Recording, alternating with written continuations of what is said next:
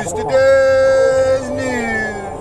Storm pounds northeast. You'll be seeing airflow rates of 1 to 2 inches per hour. President warns Israel. Every innocent life in Gaza is a tragedy.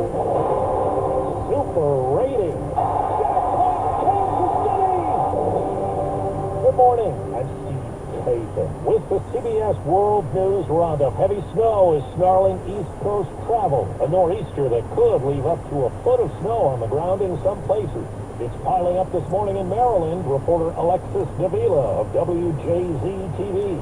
It's giving a bit of problems for people to see lane division lines, and also we're still experiencing some of the standing water that we collected earlier this morning from heavy rainfall along with this snow. I'm Jennifer Brown in New York City, where the snow is coming down. The streets are not as full, though, simply because schools are closed today. That doesn't mean the kids don't have classes. They'll be doing them online, but it means less commuters through this white, fluffy stuff. It is beginning to stick here. Flight delays and cancellations are adding up, too. The Weather Channel's Mike Seidel is in New York City's Central Park. Finally, a plowable snowfall, the first one in 2 years.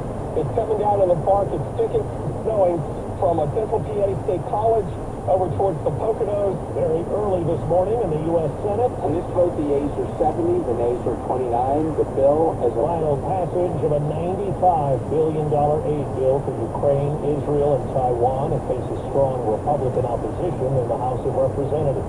We've heard some of the toughest words yet from President Biden on the situation in Gaza. CBS News White House correspondent Nancy Cordes reports he's tried to convince Israel not to carry out an assault on Rafah. President Biden and Jordan King Abdullah did not mince words, warning Israel not to launch a major offensive in the most densely populated part of southern Gaza. Now they're attacking Rafah, exposed and wrong, and need to be protected. In a Monday raid, Israeli Defense Forces rescued 2 hostages from a second-story apartment in Rafah, and the rescue came at a heavy price, according to CBS News producer Marwan Al-Ghul. Dozens of Palestinians were killed in this operation. The majority of them are children and women. Former President Trump has asked the U.S. Supreme Court to extend the delay in his election interference trial just days after justices heard his appeal on ballot eligibility. Legal analyst Lori Lemonson. Chief Justice said these court rulings for as long as possible and perhaps to run out the clock so that none of the trials happen before the election. Trump has a 35-point lead over Nikki Haley in South Carolina in our latest CBS News poll. That state's GOP primary is in 11 days. CBS's Caitlin Huey Burns is on the campaign trail in the Palmetto State with Haley, the former South Carolina governor. He's not qualified to be the president of the United States. Former Ambassador Nikki Haley leveling some of her strongest criticisms yet of former President Donald Trump. But despite a campaign push in her home state, a new CBS poll shows 75% of likely GOP primary voters in South Carolina say Haley being from there makes no difference. How do you explain his popularity here? South Carolinians haven't voted yet. You can look at any poll you want, but the reality is this is when they are starting to pay attention. There's a special election today in the New York congressional district once held by disgraced Republican George Santos, who was ousted from the House late last year.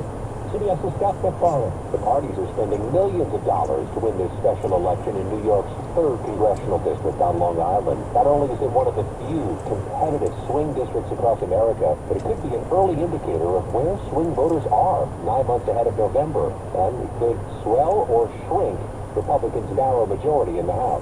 An inflation check. The government says the consumer price index rose just over 3% from a year ago in January, 4 minutes after the hour. Well, that's today's news.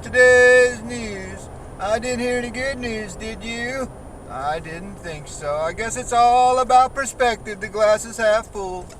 Well, as always, I'd like to thank you again for coming along with me on these dash cam news adventures. You know the drill. Peace, love, and all that hippie jazz. Bye-bye, everybody. It's 47 degrees in Tracy, California.